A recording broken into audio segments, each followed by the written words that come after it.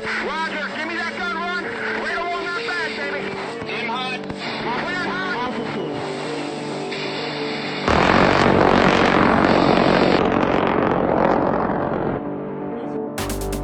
Ladies and gents, how's it going? Random Gary here. For those of you that don't know, I'm a Tier 2 British Gallantry recipient. I received the Conspicuous Gallantry Cross, Britain's second highest award for gallantry, one below the Victoria Cross. And for the last couple of months, I've been doing a couple of gallantry reaction videos. So in particular, focusing on Medal of Honor recipients, Victoria Cross recipients, a few military reaction videos. Today, it's going to be a military reaction video. This is the British Strategic Defence Review. So the shape of the British Army is changing, and what I'm going to do is I'm going to listen to how it's changing and come up with my thoughts and my beliefs on it. Just so you're aware, I was not a strategic leader in the military. I worked at the junior non-commissioned officer kind of level, and on occasion into the non-commissioned, so that kind of sergeant, corporal / bombardier, as I was in my trade. So by no means am I a military strategist. However, I think I've got a few insights where we're changing, and I don't think it's necessarily all for the best. I think the logic is sound in places, but it's going to reduce our capabilities significantly. Let's have a look at it and let's see what we think. As always, please comment below. If I make any mistakes, please let me know. I'll pin your tweet. I'm not one of these people who think I'm always right. So get your comments in below. Let's check this out. How is the British military changing? A smaller but more high-tech army. A bigger navy with more ships, submarines and sailors. And an air force with a radically reshaped fleet of aircraft. This is the shake-up of the armed forces that's been billed as the biggest since the Cold War. It's going to see a busier, more capable, more lethal, more exciting armed forces. A busier, more capable, more exciting armed forces, but with less people. What does that tell me? That tells me the troops, the people on the ground, they're gonna get fragged, aren't they? It's gonna be quite torturous. And the other thing is that, so in my role, I was a forward observer. I called in all of the artillery strikes. My team would call in the air strikes. We'd call in the attack helicopters, the precision weapon systems. We work with a lot of technology. Technology is fantastic. It does not negate the need to put troops on the ground. It does not negate that. It is in support. It is in combination with.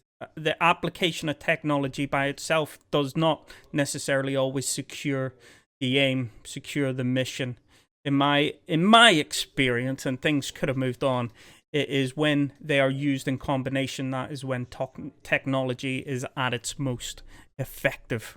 With new capabilities that will match the modern battlefield and the battles to come.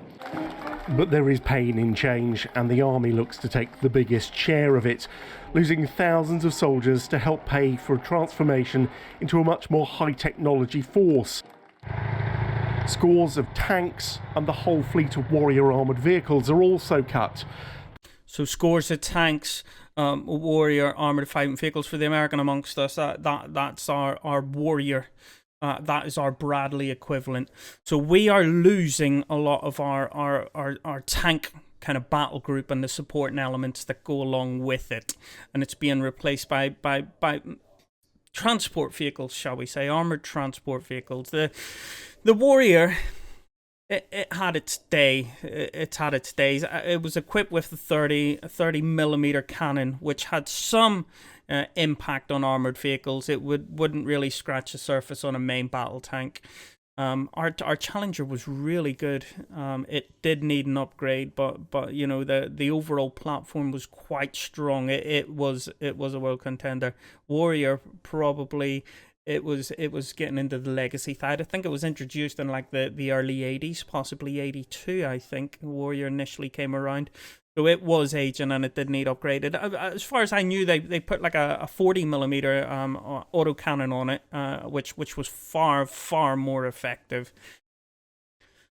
So we are losing that main battle tank, that kind of armored battle group capability. Where I know we're not losing it completely, but to what degree are we going to be effective? To what degree are we going to be able to project that kind of capability on a main battlefield. I know whenever you're talking about our peer enemies, as people would refer to them, so the Russia and China, we just don't have the numbers. We don't have the numbers. We do have the capability. Our weapon systems do match, and we do have that kind of peer-to-peer. So the argument is always kind of there, to what degree were we effective against them anyway? And if we're completely honest, in a 1v1, we were not. We just were not able to stand there because we didn't have the numbers anyway. What we are losing is that option for our allies to use us in that role.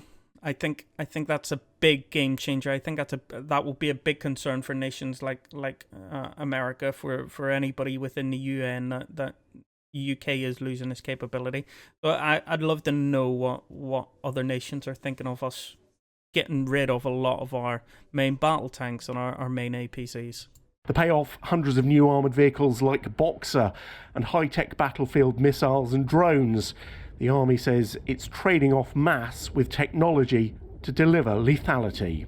It'll look and feel like a modern, digitised... Just so you're aware, Sir Mark Cullerton-Smith, you'll notice he's wearing a Sandy Berry there. That is a Special Forces, the Special Air Service Berry. From what I can remember, I think he worked as a troop commander, a squadron boss, the commanding officer, and the director Special Forces within the Special Forces world. Most of his time spent at the SAS. James Deegan, who done the book giveaway for us, he actually worked under him and said he was one of the most inspirational leaders he had ever experienced. So this guy really knows his stuff. He is sitting at the top of the pecking order, and he has shaped a lot of the way the military is changing. And I think that shows because we've created a ranger battalion, a group of not quite to the standard of the Special Air Service, the Special Boat Service. They sit underneath them, and it is an ability for us to project Special Forces in numbers, because we don't have the numbers, let's be honest. We've got one regiment of SAS, one regiment of SBS. To be able to project that Special Forces element, that coordination, that combined arms grouping in multiple places across the world in numbers. So I think that is showing in his redesign here. Hopefully we'll hear about the Ranger Battalion, because I haven't watched this video yet. I'm unsure if they allude to it. Expeditionary Army fit for a modern global Britain. It'll be more lethal, it'll be more precise, more specialist, much more digitally connected, and will restore the expeditionary reflexes and reverse the recent trend to domestication, where we've seen the bulk of the British Army based in the UK as we've come to the end of the campaigning years. I think that's really key. Let's listen to that again. Because that piece, the descriptions that he gives, that does absolutely match with what I believe the new armed forces will look like. But then I'll talk about what I think is some of the downsides. Let's listen to him again. Modern, digitised Expeditionary Army fit for a modern global Britain.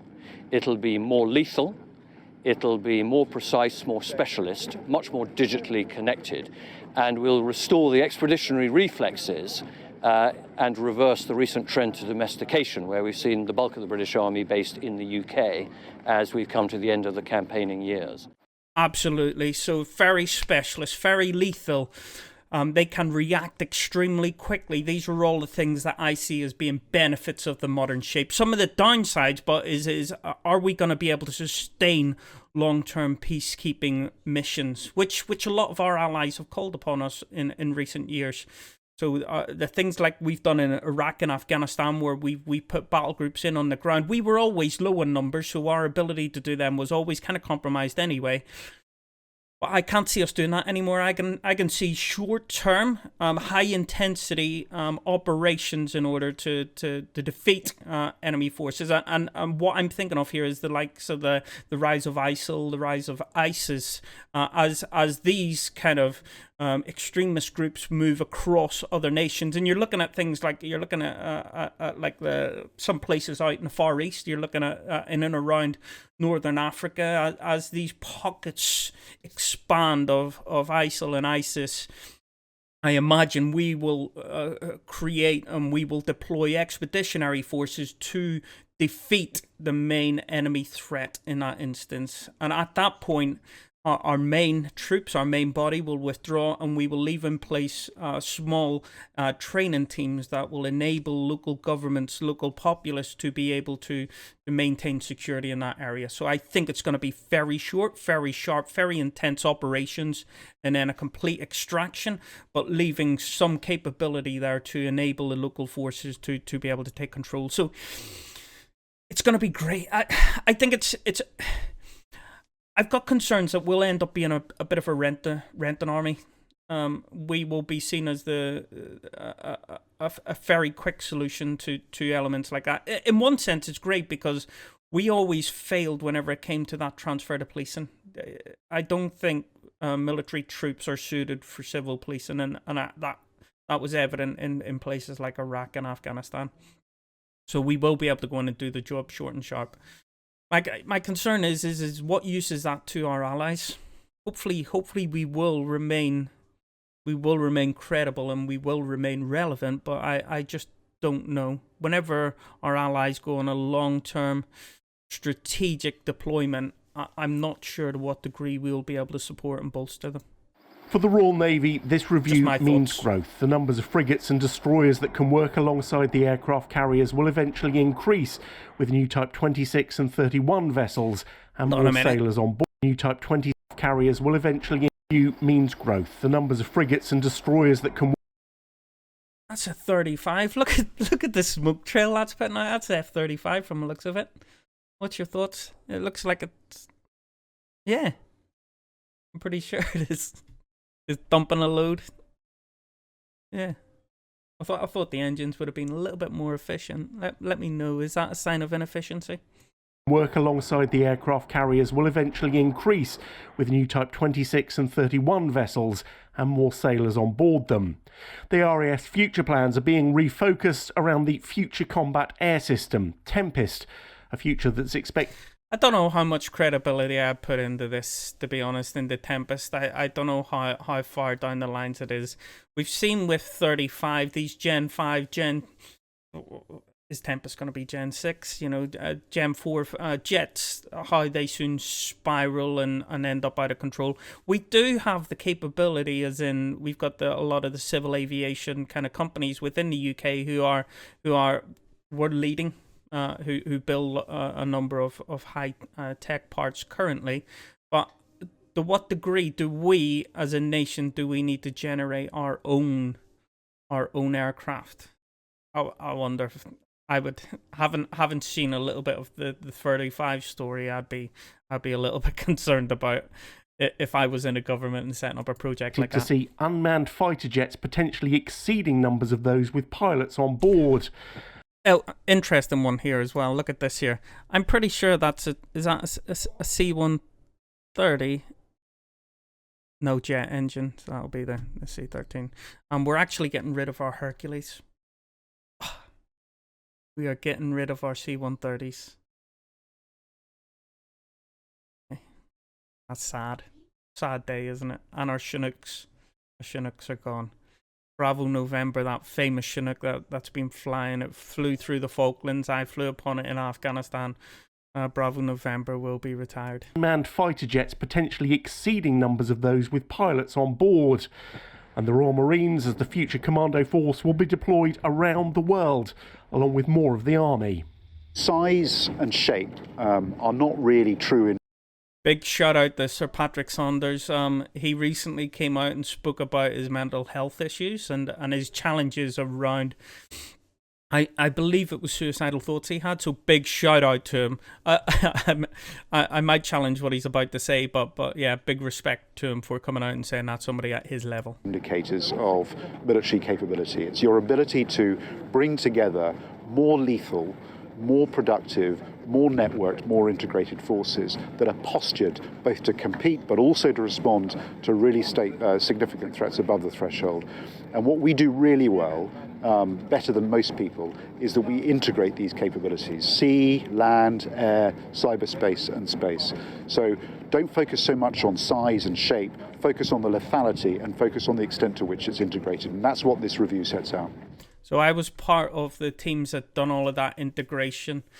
That was our job on the ground, to integrate those effects and to create the ground effect from it. We used to be, my daughter's there, we used to be really bad, really bad at this. We were postured for the old Cold War kind of scenario. We were completely siloed, as I would say now. We focused on what assets were kind of within our chain of command. We didn't really look outside to other capabilities underneath the RAF, underneath the Navy. We focused on what we had and what we could impact. We have come a long way. I'm sure they've come an awful long way since, but we learned. I like to look at the US Marine Corps model, where they controlled all of their different assets and they had a really great integration system. That was the method that I looked at and thought this makes absolute sense. And each element of the British military, they used to have their own little bit of the train set, and nobody wanted to give it up. Nobody wanted to dish it out and let somebody else command it, and that was a big part of our challenge. I'm hoping that we are world leading now, because whenever I first joined, we weren't. Whenever I left, we were getting there. We were really well on our way. I hope we've continued that. It's not just about land, air and sea, but also integrating those with space and cyber operations, which also get significant investment.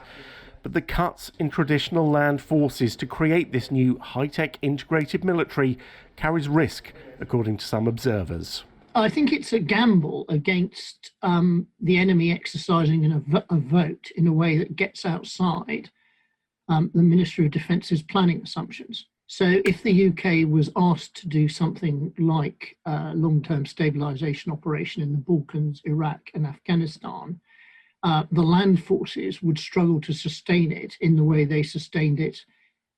It's exactly what I was saying earlier on. So we are posturing to this future state, and actually we don't know if that is really going to be the future state. We are putting all of our eggs in a single basket, and if that basket, if the bottom fails on it, we have no eggs left. It's literally what is potentially happening here over the last 30 years. I also wonder how suitable the armed forces are going to be for urban warfare, because urban warfare requires mass. This is not just a radical reshape. That's like I was saying, technology combined with manpower. That's what's really effective, as was seen in Fallujah by the Americans. Our traditional doctrine told us to overwhelm the enemy in 3-1 numbers. I read a number of post-mission reports from Fallujah that was recommending potentially 10-1 numbers. You have to outnumber that enemy by 10-1. We, as a military, we will no longer have that capability to produce that mass and to do it. And technology, from what I know of it, we don't have the capability to do urban areas. We don't have the capacity to clear urban areas with the technology we have currently. Hope that makes sense. So the Brigadier brought up some fantastic points there. Absolutely. Of the armed forces, but also a radical change in the way they will work. It relies not just on the delivery of new technology and new hubs around the globe. It also relies on the character of conflict changing in the way that ministers and senior officers predict. James Hurst, Forces News. So to put this into perspective, let's look at the numbers in detail. Within the army, we will be losing 10,000 troops. I know they've said there's no cuts, however, we are currently under manned at the minute. Therefore, they're saying there is no cuts. However, troop numbers will drop by 10,000. 79 tanks, 767 armoured fighting vehicles, 20 Puma helicopters, 5 Bell helicopters, 23 Gazelle. What we're going to get in is AI robots to do dull, dirty and dangerous work. Interesting. Remaining 148 tanks to get 1.3 billion pound upgrade. I'm not sure how much that actually stretches across 148 tanks, considering the upgrade that they need. 500 plus boxers by mid 2020, which are not replacement for armored fighting vehicles, and new medium lift helicopters. Royal Air Force out. 9 CH-47 Chinooks, 24 Typhoons. Typhoon is an incredible, extremely capable aircraft. I'm hearing rumors that there will be more F-35s, however, time will tell. 36 Hawk T-1s that are used as training aircraft. It'll be interesting to see what jet takes their place. I'm unsure if they'll have any left. 14 C-130 Hercules, as I mentioned earlier on. 20 Puma helicopters. Once again, Puma getting hit on both sides. I wonder if that's a double count. 6 E-3 Sentry spy planes and 4 BAE 146 Royal Flight aircraft. In £2 billion for Tempest and the future combat air systems we spoke about earlier. $2 billion. Let's compare that with the F-35 costing, eh?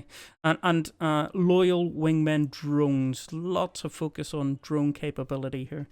We're going to get 20 plus A400Ms, which will fill that slot from the Herc. Synthetic virtual reality training. It'll be interesting to see what that looks like, and are they trying to replace actual training, physical training, hands-on, with synthetic stuff. And 3 E7 wingtails, which again I believe are reconnaissance aircraft. The Navy out 2 times Type 23 frigates, 13 mine hunters. In Type 26 and Type 31 frigates, due to enter service from 2027. I bet the outs are gone long before the ins arrive. And unmanned underwater drones. What we do have new is space and cyber. So 1.4 billion for new Space Force that will monitor, protect and defend UK interests in space. It seems everybody's investing money here, so I'm going to take their word for it that this is something that is of concern. And a national cyber force. We have some elements there. So significant changes and dramatic impacts across the whole of the armed forces. What isn't mentioned here is the army will also have that Ranger battalion, as I mentioned earlier on. It will be a full battalion initially, so expect around 700 troops operating in the traditional infantry battalion kind of sense.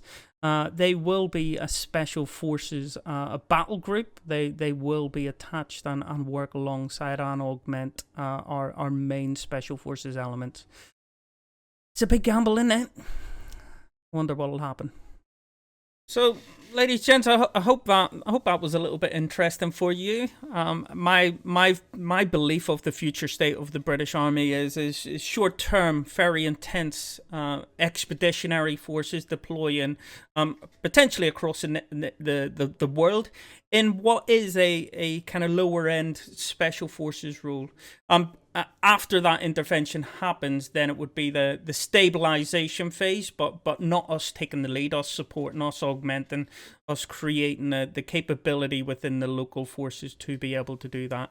We will lose that ability to kind of sustain long-term civil policing kind of missions that we've done so successfully in Kosovo, Bosnia. We did it. I'm not sure about success in Iraq, and actually that ability for our fighting battle groups within Afghanistan, we might be pushed to do that, and also conventional warfare. Our ability to put armored kind of battle groups on the ground for conventional war against peer adversaries, it's been seriously compromised. We're moving towards a very specialist, very technical driven military without the kind of people behind it to support that tech. Big gamble. A very, very radical move. And it's a hard one to judge. What's your thoughts? What do you think? Are we still credible? Are we still a reliable kind of cousin / sister nation? Let me know in your thoughts below.